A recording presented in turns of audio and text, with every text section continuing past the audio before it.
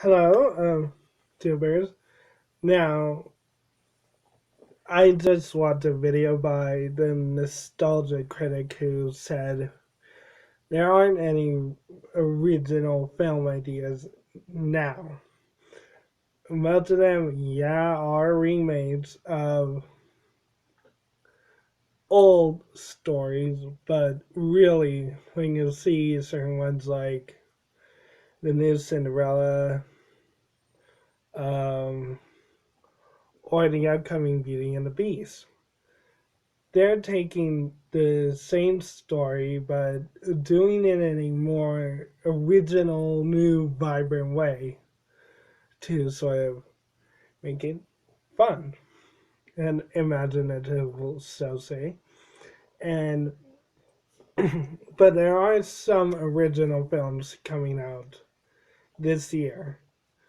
For instance, you have the two upcoming anime films, SAO Sword Art Online, The Ordinal Scale, which is going to be fantastic. The first half of the new Fate Stay Night film trilogy, Heaven's Feel, which is going to be amazing.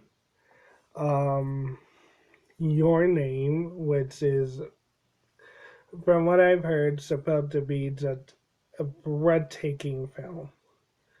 Don't know what I'm talking about? Go to YouTube, watch the trailer, and you'll understand. Then we got some new upcoming live action versions of anime films. We already had Attack on Titan parts 1 and 2, which were terrible from what I've heard. So I really suggest not watching them. Um, then we had both of the Rurouni Kenshin films, which were, from what I've heard, really good. Um, then for like the bad ones, we've had the horrible live action version of Black Butler, which was just a mess. None of the characters felt the same or even looked how they are.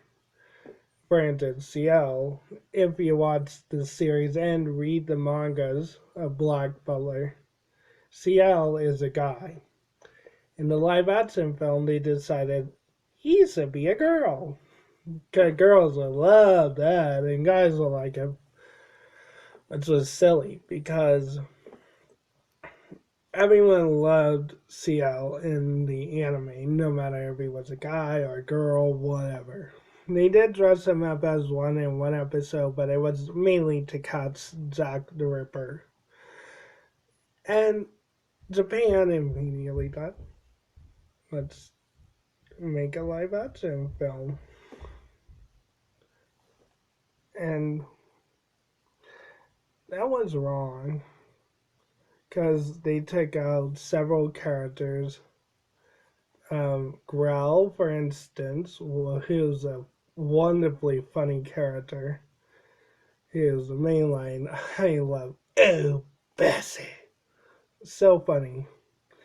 Um, they took out the rest of Ciel's family. His aunt, Madame Red, who was a great character, it turned out to be the villain of the series who was Jack the Ripper. They took out his weirdo uncle who had that Asian girl. They took out the um, dog humanoid type character, whatever he was. They took out Tanaka, Mayrin, and the other two servants of the CL Phantom household, which was really bad. The only character they had was The Undertaker. That was a good choice. He was really funny in the series. Didn't really explain much about him. The other thing that was really bad was the fact that Sebastian Michaels, who is a funny character because of his personality, how he acts, and what he uses as weapons. Is hilarious. He uses utensils from the kitchen, plates, knives, forks, spoons, whatever, as a weapon. And that is so funny. He really never uses a death sight because he doesn't have one. Whereas in the film, they gave him one and took out what made his personality so great. His charisma, his wild aesthetic to sort of flying off the handle. In the film, they made him much more serious. But besides that, the one really good live action film we're getting this year is Ghost in the Cell, with Scarlett Johansson as the Major. Now, some people will like to say that it's gonna be really bad because of the whole whitewashing thing. Well, I mean they're wrong because the creator of Ghost in the Cell is behind on the movie 100%. He loves Scarlett Johansson as the Major, thinks he looks just like her. And the whole world is pretty much brought to life.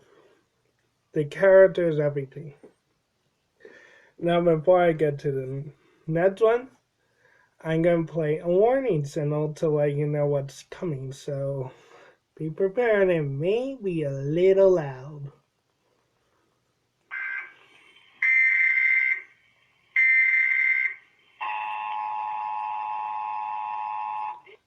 Okay, so the reason I did that is, as most of you have probably heard by now, they're making a live action Death Note film, which myself and several fans of the anime and comic series were really excited about. But what ended up happening was Warner Brothers, who was going to do it along with Legendary Pictures and some others, decided to give it to Netflix, which is a big mistake. Because Netflix is known for whitewashing their cast for stuff. Um, and they literally Americanized the whole thing when it's in Japan. And for the cast, they have Nat Wolff, who was in a couple romance films, Paper Towns, Fault in Our Stars, and the Nickelodeon series Naked Brothers Band, which is just so stupid. Don't watch it, or they'll too. They have him as Light Yagami, but his name isn't Light Yagami, it's Light Turner. Which is really bad, because the person who really wanted to play him, there were actually two people. Zac Efron, for one, said he would love to play Light, or Cord Overstreet from Glee. Either one of those two would have been perfect. Now, L, everyone loves him because he's such a weird character, loves his sweets, and he's very intelligent. Now, I know this may make some people a little angry at what I'm going to say, but take it to heart and watch the series and you'll see what I mean. The person they have as L is the guy from Straight Outta Compton, not Ice Cube or any of the others, but oh, I forget his name, but he played Snoop Dogg, or as I know him, Mr. High, a weed himself rapper, and that's bad. And also, he's black. I know that's a little racist, but I'm not trying to be mean. I was told that once by someone very close to me, and I'm not trying to be mean at all. L is European. He's not really in Japan most of the time throughout the series. He's more or less in like areas like New York, London, England, over there. Um, and throughout the series, he's does show up eventually when Light meets him at his high school's graduation, or rather college graduation, because people say they're in high school, but really they're college level people. And when I thought about L in live action, I immediately went to people like Nicholas Hoult, who was in films like X-Men and Jack the Giant Slayer, which was an incredible film. And also mainly or Ezra Miller, because he is crazy. Now, Nicholas Hoult doesn't necessarily look like L, but Ezra Miller really looks like him. And even though I hate him with my very core and being, he's actually quite good from what I've seen so far. He was wonderful and fantastic Beast as Credence Clearwater, who I won't give anything away, but let's just say it's quite a surprise at what he can do. Um, and he looks like him because he had the same build, hair, everything. And he knows how to be sort of awkward yet intelligent and really pull off like someone who would love sweets and that is really weird.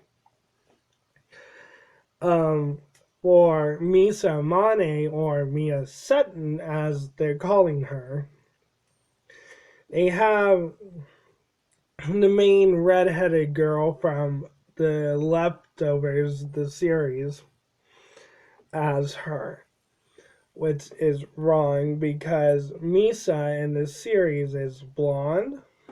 She's really pretty, a little well endowed, might I say, and she's a singer and a baker and a bunch of other stuff. And the person who immediately crossed my mind for this person was Ashley Tisdale, because she is so much like Misa, sort of in her own world, and thinks highly of herself. Misa, although not out there like thinking, she knows when she's a little. And for Walter, they have. Oh, this is bad. Someone who's really young. I looked up who it is. I forget his name, but he's in it like his 20s or 30s. And again, I'm not trying to be mean or anything. I'm just worried. The guy is gay, so I'm mainly worried because of who he's gonna be around, which is a bunch of very young people who could be quite vulnerable. Um, and Walter E. we know in the series is like in his late 80s, early 90s. And the person who came to my mind when I was hearing about Walter E. was like Michael Caine, who played Alfred in the Dark Knight films, the Batman series, and several other films, because he is about the same age. He's really good. Then for Light's father, they have someone who doesn't even look like him as Sotsuro Yagami, or in this case, I think it was Adam Turner or something. But when the person who came to my mind when I thought about this was Gary Oldman, because he played a character like Sotsuro in the Batman films by Christopher Nolan. He played the head of the Gotham City Police, Harvey Dent. Yeah, I'm pretty sure that's it. And he was perfect. And he also played Sirius Black in the Harry Potter films. Again, great crime fighter type character. And when I heard about the cast, I was very disappointed. And Adam Wingard, although he's a great director, The Yornets and the Guests, which are some pretty good films, I wouldn't have picked him to do this. I would have gone with someone along the lines of like maybe Guillermo del Toro or someone like that. Someone who's really good, or someone who's really attached to anime, grew up with the Death Note franchise. And